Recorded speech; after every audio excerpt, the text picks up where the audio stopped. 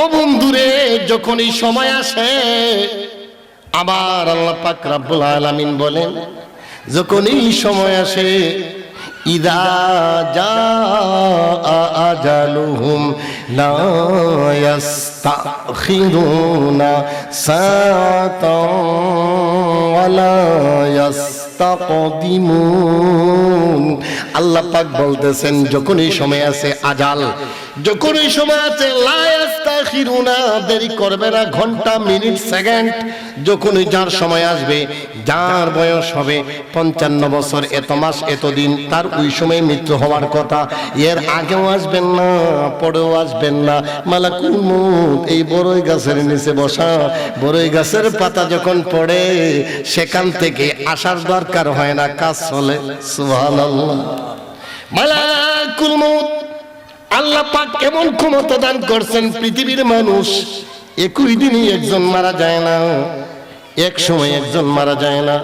পৃথিবীর জমিনে হাজার হাজার মানুষ একই দিনে মরে।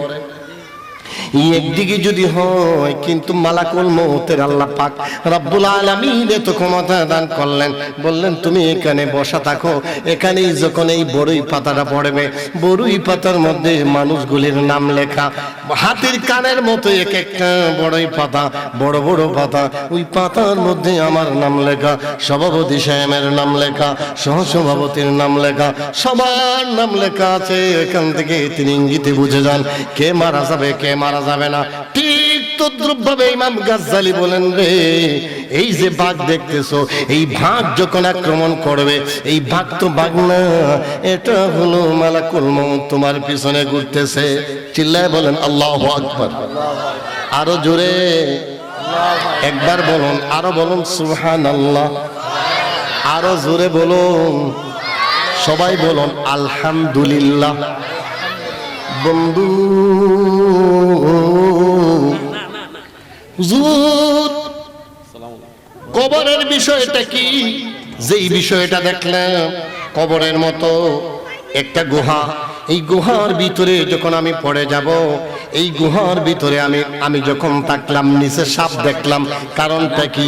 ইমাম গাজ্জালী কয়, রে যুবক রে, শোনো শোনো, এটা তুমি যেটা দেখছো, এটা কুয়া নয়, এটা গুহা নয়, এটা হলো কবর। আর যে সাপ দেখছো, এটা হলো কবরের সাপ, তোমার জন্য অপেক্ষা করে। সুবহানাল্লাহ। বন্ধুরে, হাদিস শরীফের ঘোষণা, 99 تنينا تنهسه وتلدغه حتى يقوم الساعة لو أن تنينا منها نفخ في الأرض ما أنبتت خضرها رواه الترمذي। الله أكبر।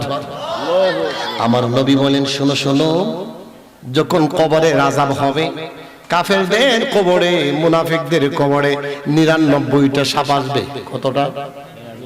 আমার নবী বলেন, এই একটা সাপের সিম্পটম, একটা সাপের লক্ষণ, একটা সাপের সিফত যদি বলি, তিন্নিনান তানহাসুহু ওয়া তালদাগুহু, এই সাপ যদি দুনিয়ার জমিনে যদি একবার শ্বাস ছাড়তো, তাহলে পৃথিবীর জমিনে যত সবুজ ঘাস আছে, এই সাপের বিষাক্ত হাওয়ার কারণে, শ্বাসের এই গন্ধের কারণে, সব এই সবুজ তৃণলতা সবগুলি জলে পুড়ে ছাইকাই হয়ে যাইতো।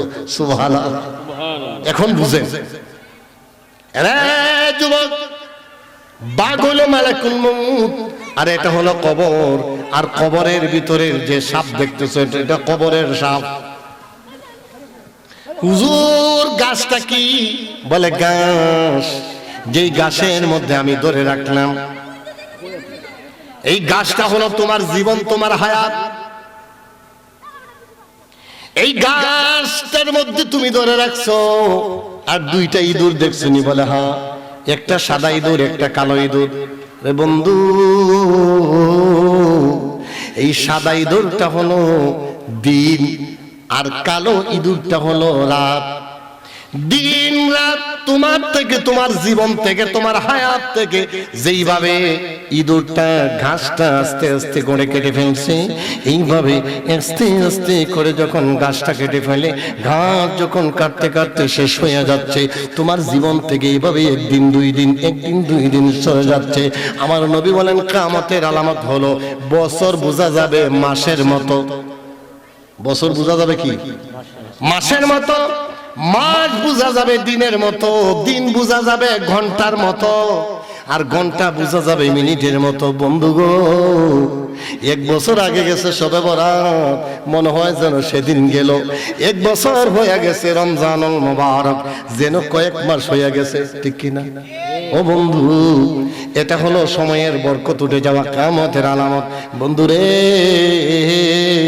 ইমাম গাজ্জালি বলেন, রে যুবক, তুমি যে ঘাসের মধ্যে ধরে রাখছো, ওই ঘাসটা হলো তোমার হায়াত, তোমার জীবন, তোমার জিন্দিগানি।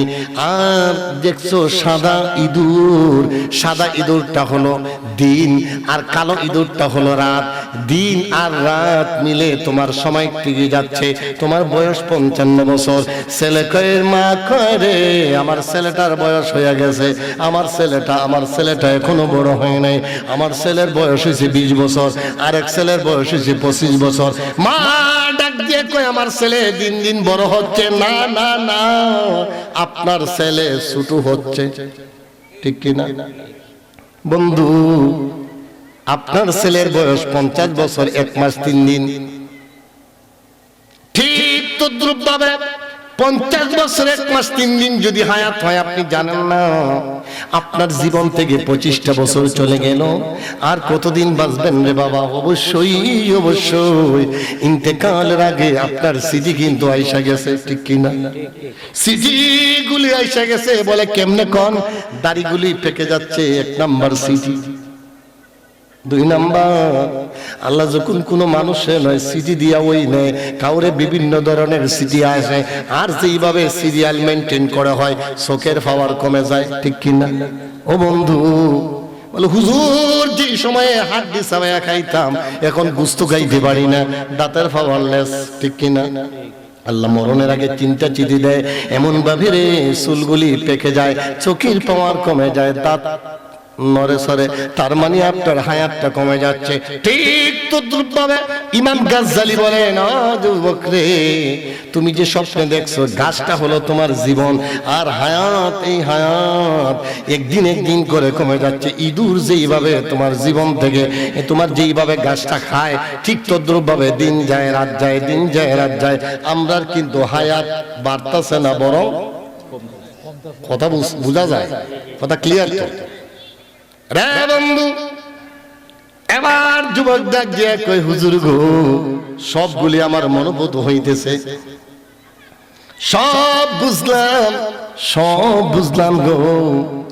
তাহলে বোঝা যায় আমার পিছনে আজরাইল ঠিকই ডাকতেছে, আমার পিছনে মালাকুল মউত আছে। এটা বিশ্বাস করতে হবে, না হলে ঈমান চলে যাবে। আপনি আমার মরণ হবে যখন যার যে টাইমে হওয়ার কথা তখনই হবে। আমার আল্লাহ পাক রব্বুল আলামিন বলেন, বিসমিল্লাহির রহমানির রহিম, আইনামা তাকুনু ইউদরিকুমুল মাউত ওয়ালাউ কুনতুম ফি বুরুজিন মুশাইয়াদা। আল্লাহু আকবার। বন্ধু, আল্লাহ পাক বলেন, যেইখানে আইনামা তাকুনু ইউদরিকুমুল মাউত, এখানে আলেম ওলামারা আছেন। ইউদরিকুমুল মাউত মানে পাকড়াও, মৃত্যু তোমাকে পাকড়াও করবে, যেটায় সেটায় থাকো। ওয়ালাউ কুনতুম ফি বুরুজিন মুশাইয়াদা, যদিও কোনো দুর্গে যদি অবস্থান করো, যদিও বুশাইয়াদার ব্যাখ্যা করলে লম্বা হয়ে যাবে। বুশাইয়াদা বলতে মুশাইয়াদা, বুরুজিন মুশাইয়াদা এমন বুরুজ, এমন গ্রহ বিশিষ্ট পথে যদি তুমি অবস্থান করো, যদি আমেরিকা যাও, লন্ডন যাও, ইরান যাও, জাপান যাও, ফ্রান্স যাও, তুমি বলো তুমি মরবে কিনা? মরণ হইবনি? যদি বলে আমি আমেরিকা চলে যাব, না না না, মালাকুল মউত সেখানে যাইতে পারবে না। একথা বিশ্বাস করলে যদি মনে করো তোমার ঈমান চলে যাবে, তুমি যেটা সেটাই যাও। যখন তোমার সময় হয়ে যাবে গো, ওই সময় তোমাকে যাইতেই, কেউ আগে কেউ পরে। আসার সময় যেমন সিরিয়াল আসে, বাবা আগে, তারপরে ছেলে, না ছেলে আগে, আগে বাবা, তারপরে ছেলে, তারপরে নাতি, সিরিয়াল মোতাবেক জগতের মানুষ রে। কিন্তু আমার আপনার সবার বেলায় এই যদি আসতে গেলে সিরিয়াল যদি হয়, যাবার বেলায় কিন্তু সিরিয়াল হয় না। দেখা যায় দাদা মারা গেছে, আবার দেখা যায় দাদার কাঁধে অথবা বাবার কাঁধে ছেলের লাশ। আসেনি? হয়নি? ও বন্ধু, আমার বয়স হয়েছে না, দাড়ি ভাগছে না, আমার চোখের পাওয়ার কমছে না, দাঁত এখনো নড়ে না, এখনো দাঁত ভালো আছে, এটা যদি মনে করেন আমি পরে মরবো, যেহেতু আমার চাচা এখনো জীবিত আছেন, আমার আব্বা এখনো জীবিত আছেন, আমি মরবো না, এই কথা বিশ্বাস করা যাবে রে বন্ধু? তার মানে বুঝা যায় মালাকুল মউত যখন এই সময় আসে যাইতেই, যেখানে যার মরণ এখানে মরতে হবে। আপনি এবার যদি মনে করেন না এই বছরের রমজানটা ফাইয়া লই, আগামী রমজান আসলে পরে কোনোদিন রোজা ছাড়বো না, আগামী রমজান পর্যন্ত বাঁচবেন, কোনো ডকুমেন্টস আসেনি রে বন্ধু। যদি ঘুমায়া যান রাত্রিবেলায়, যদি ঘুমাইলেন, স্ত্রী নিয়ে ঘুমাইলেন, স্বামী নিয়ে ঘুমাইলেন, স্ত্রী আর স্বামী একই বিছানায় 55টা বছর কাটাইয়া দিল রে বন্ধু, দুনিয়াটা কেমন একটু চিন্তা করো। একই বিছানায় 55টা বছর কাটাইয়া গেল, কিন্তু দেখা যায় হঠাৎ করে স্বামীর রুহুটা চলে গেছে। 10টা বেজে ঘুমাইলো, রাত্রে 3টা বাজে, স্বামী দিকে নড়াচড়া দেয় না, কথা বলে না, হাত পা গুলি বন্ধ হয়ে আসে, ডাক দিয়ে চিল্লা চিল্লি শুরু করে দিছে। পাশের রুম থেকে যদি শাশুড়ি দৌড়ে আসে, মা মা তুমি কাঁদো কেন গো মা? বলে আম্মা আমি কাঁদলাম, আপনার ছেলের নিয়ে ঘুমাইলাম, সুখে শান্তিতে থাকতেছি, ঘুমাইলাম ভালো করে, আনন্দ বিনোদন লাগতেছে, ভালো করে ঘুমাইলাম, ঘুমো ঠিক মতো হইল, রাত্রে উঠলাম কারণবশত, এখন দেখি আপনার ছেলে দেখি নড়ে না চড়ে না। মা ডাক দিয়ে কয় ব্যাপার কি? বুঝলাম না, হয়তো মারা গেছে রে। এখন তো রাত্রে 3টা বাজে, কোনো মানুষ পাওয়া যাবে না, আমি বাস্তব উদাহরণ দিচ্ছি, এখন কোনো মানুষ পাওয়া যাবে না গো মা, ফজরের আজান পর্যন্ত অপেক্ষা করো, বাকি সময়টা তুমি ঘুমাও। আজ পর্যন্ত কোন স্ত্রী স্বামীর কাছে পরে ঘুমাইছেনি? যদি রুহু বের হয়ে যায়, ছেলে যদি দেখা থাকে, সিলেট যদি থাকে, খবর চলে আসবে যেই ছেলের এত আদর করে ফেললেন, যেই মেয়েটার এত আদর করলেন, এই ছেলে যদি শুনে, মেয়ে যদি শুনে, জানাজার সময় একটা নির্ধারণ হয়ে যাবে, জানাজার সময় নির্ধারণ হবে, কোন সময় আপনার জানাজা হবে। না না, দেরি করা যাবে না, আজকে দিন যদি পার হয়ে যায়, আমার বাবার বলবে না, বলবে লাশে গন্ধ ধরবে। ছেলে বলবে লাশে কি হইবে? গন্ধ ধরবে, লাশ রাখা যাবে না, খাট থেকে তাকে নামায়া দাও, এই সোনার বাড়ি সোনার পালং এই থাকা যাবে না। বন্ধু গো, এই সময়টা সবের জন্য আসবনি। আমি উদাহরণ দিছিলাম, যখনই সময় আছে তখনই চলে যেতে হবে। ফাইন্নাহু মুলাকিকুম, আল্লাহ বলেন মৃত্যু থেকে কেউ পলায়ন করার সুযোগ। এই জন্য হযরত উসমান রাদিয়াল্লাহু তাআলা আনহু, আল্লাহর নবীর বিশিষ্ট সাহাবী, কবরের পাশে আসলে তিনি কাঁদতেন। এবার জিজ্ঞেস করা হলো, রে উসমান, আপনি জান্নাত জাহান্নামের কথা আলোচনা করেন, সেখানে তো কাঁদেন না, কিন্তু কবরের পাশে আসলে কেন কাঁদেন? এবার উসমান ডাক দিয়ে কয়, জানোনি কবরটা হলো, আমার নবী বললেন কবরটা হলো আউয়ালু মানজিলিন মিন মানাজিলিল আখিরা, দুনিয়ার হলো গো শেষ মঞ্জিল, আখিরাতের প্রথম মঞ্জিল, দুনিয়ার শেষ ঘর, আখিরাতের প্রথম ঘর। এই কবর যার ভালো, পরবর্তী ঘাটগুলি তার জন্য ভালো, আর কবর যার খারাপ, পরবর্তী ঘাটগুলি তার জন্য খারাপ। হুজুর হাসরের ময়দান কোন দিন হবে? যেদিন মরণ এদিনই হাসর।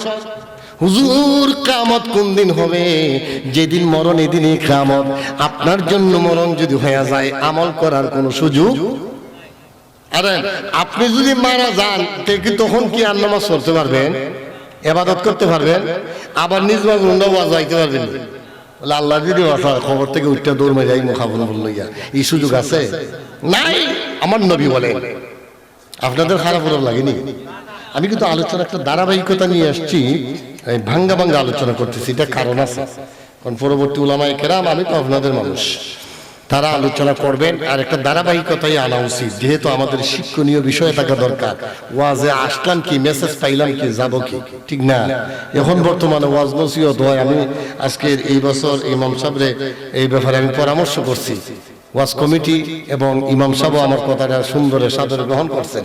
বলছিলেন যে ঢাকার বক্তা। আমি বললাম যে ঢাকার বক্তা আইনটা লাভটা কি হবে? আপনি হাদিয়াও দিতে হবে যথেষ্ট পরিমাণ, অবশ্যই, কারণ তাদের গাড়ি ভাড়া আছে, 7-8 হাজার টাকা গাড়ি ভাড়া, তাদের কষ্ট। আমার হবিগঞ্জ থেকে এসেই আগে চা পান করতে হয়েছে, আমার একটু রেস্ট নিতে হয়েছে। কিন্তু ঢাকা থেকে একটা লোক আইসা ওয়াজ করবেন কি, আপনি পাইমু কি? তারপরে উনি আমরার উদ্দেশ্য কিছুটা ভিন্ন হয়ে গেছে। আমাদের উদ্দেশ্য হয়েছে কি, ভাইরাল হওয়া, ভাইরালের ধান্দা। সুত আসায় ভাইরাল বক্তা আইলে মাহফিলও মানুষ হইব, আমরা যাইব, শ্রোতা। আর কমিটির লোক মনে করে ভাইরাল বক্তা না হইলে তাহলে আমার ওয়াজে কি হইব না, মানুষ হইব না।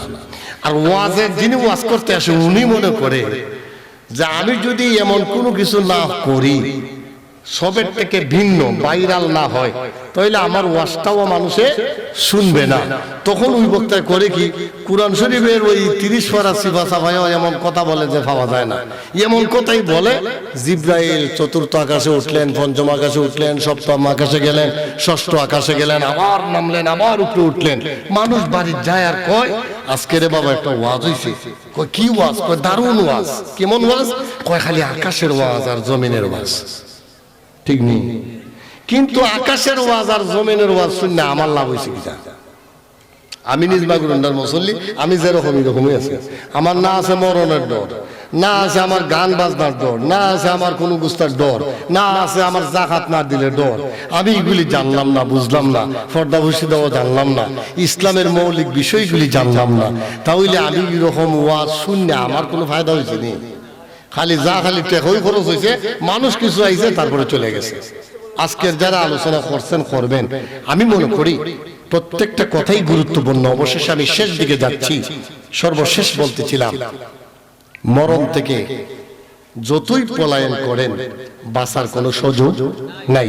অতএব আমরা যখন মরবো, মরণের সময় আসলে কিন্তু আমাদের কথা পাল্টে যাবে। তখন আমরা, আল্লাহ পাক বলতেছেন, যখন মরণের সময় এসে যাবে তখন বলবে আমাকে কিছু সুযোগ দাও, আজালিন করিব, আমারে কিছু সুযোগ দাও। দিলে কি হবে?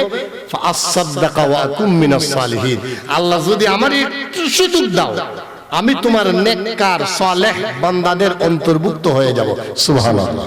কয় আমারে একটু সুযোগ দাও, আজরাইল তো পাঠাইছো, আমারে এখন খালি দিয়া দেখো আমি যে মসজিদে কেমনে যাই, আমার খালি দিয়া দেখো, একদিনও ওয়াজ মিস হইতো না। খালি আমি সুবহানাল্লাহ, আলহামদুলিল্লাহ, দুরূদ শরীফ, মিলাদ শরীফ, কায়াম শরীফ, যেটা দরকার এটাই আমি করবো। আমি মসজিদ থেকে বাইতে না, খালি আল্লাহ আল্লাহ করবো। আমার আজালিন করিব, আল্লাহ পাক বলতেছেন আজালিন করিব মানে 1 মিনিট 1 সেকেন্ড, একটু সময় দাও, দিলে আমি খালি আল্লাহ আল্লাহ করবো। সুযোগ আছে, আল্লাহ যখনই সময় আসবে তখনই চলে যেতে হবে। হযরত সুলাইমান নবীর দরবারে এক লোক দাঁড়ান, হঠাৎ করে বলতেছে, নবী সুলাইমান আমার একটু সুযোগ দেন। বলে কি সুযোগ? বলে আমার ভয় ভয় লাগতেছে, আপনি এমন একটা দেশের মধ্যে আমাকে নিয়ে দেন, আপনার কিন্তু সেই সুযোগটুকু আছে। আপনি যদি বাতাসকে হুকুম করুন, বাতাস কিছু সময়ের জন্য আপনার কথা শুনবে। আপনি আমাকে এমন একটা ব্যবস্থা করে দেন, একদম পৃথিবীর শেষ প্রান্তে নিয়ে যাবেন, অমুক জায়গায়, মুহূর্তের মধ্যে। সুলাইমান নবী বলেন কেন? বলে কেন কেন বইলে লাভ নাই, এটা করেন হুজুর। সুলাইমান নবী আবার তাড়াতাড়ি তারে কি করলেন? তিনি হুকুম করলেন, এই জিন দৈত্য তোমরা কোথায় রে? ওরে তাড়াতাড়ি বাতাসের সাহায্যে অমুক জায়গায় নিয়ে যাও। কিছুক্ষণ পরে মালাকুল মউত আসে হাজির। আসসালামু আলাইকুম ইয়া নবী সুলাইমান। নবী সুলাইমান কয়, মালাকুল মউত তুমি আবার কি জন্য আসছো? হুজুর আল্লাহ পাক রব্বুল আলামিন হুকুম করলেন অমুকের জান কবজ করার জন্য। যেই লোকটা আপনার সামনে আসিল, আল্লাহ পাক বললেন মালাকুল মউতে অমুক নামে, ধরেন আব্দুর রহমান, উদাহরণ দিলাম, ধরেন আব্দুর রহমান, আব্দুর রহমানের জান কবজ করো। অমুক জায়গায় অমুক খানে যেখানে হওয়ার কথা আমি নজর কইরা দেখেছি সে কিন্তু আপনার দরবারে উপস্থিত। যেই জায়গায় মরণের কথা সেখান থেকে হাজার হাজার মাইল দূর। আমি চিন্তা করলাম আল্লাহকে ওয়াতামাল্লা আনহু আসহাবুহু, তার সাথীরা যখন চলে আসে, বন্ধু গো আপনাদের এখানেও তো জানাজা হয় না? জানাজা দেওয়ার পরে সাথীরা এখানে তাকে নিরাইতে দিনে না, চলে আসে।